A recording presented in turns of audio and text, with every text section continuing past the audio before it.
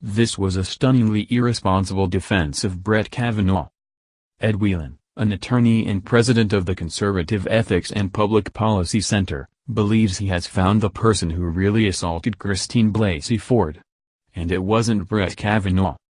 On Thursday evening, Whelan, a prominent figure in conservative political circles in Washington, set Twitter on fire by not only arguing in favor of Supreme Court nominee Kavanaugh's innocence against accusations of sexual assault committed in 1982, but also accusing someone else of being the culprit, by name, home address, floor plan, and yearbook photo.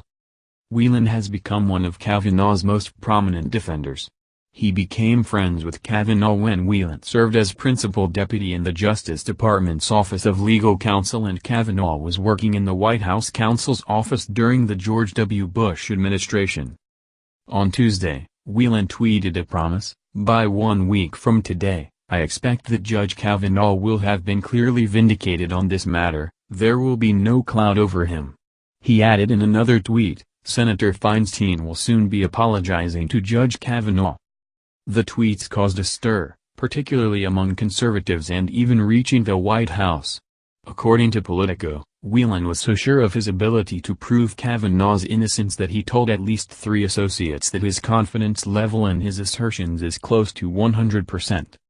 But then came the Twitter thread that Whelan shared on Thursday evening.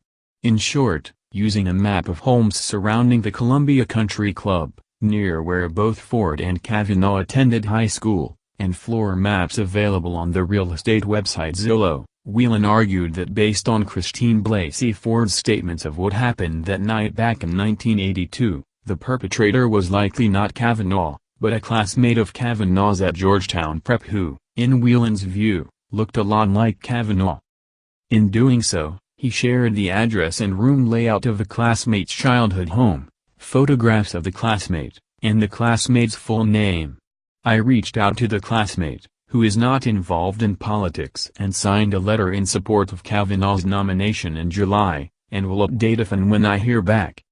Whelan's tweet storm was the rare set of missives that veers so close to defamation. It included, at its end, a tweet specifically meant to protect Whelan from charges of defamation by suggesting Whelan was not saying what he was obviously, clearly, saying.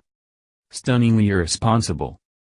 The response to the unsubstantiated assertions was immediate, as journalists and legal observers decried Whelan for committing what some were calling defamation, and many of Whelan's conservative allies who had been awaiting the information Whelan promised to reveal backed away from his accusation. A conservative writer told me that though the tweet storm might not result in legal action, its legality doesn't make it proper. A private citizen simply shouldn't be identified under those circumstances. CNN's Jake Tapper and the New York Times' Maggie Haberman both deleted tweets sharing the thread and apologized for doing so. Tapper then called Whelan's tweet stunningly irresponsible. Conservative commentator Ben Shapiro, who had discussed Whelan's promises of incoming information that would exonerate Kavanaugh on his podcast on Thursday, tweeted that Whelan might end up in court for defaming a private figure. And the Senate Judiciary Committee backed away from Whelan's assertions.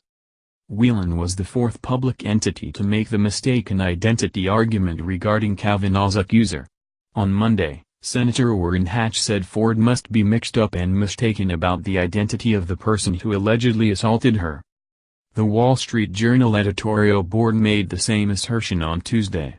The Washington Post published a piece that day by opinion columnist Kathleen Parker arguing a similar line of reasoning, saying, in a case without evidence, witnesses or corroboration, mistaken identity would provide a welcome resolution to this terrible riddle.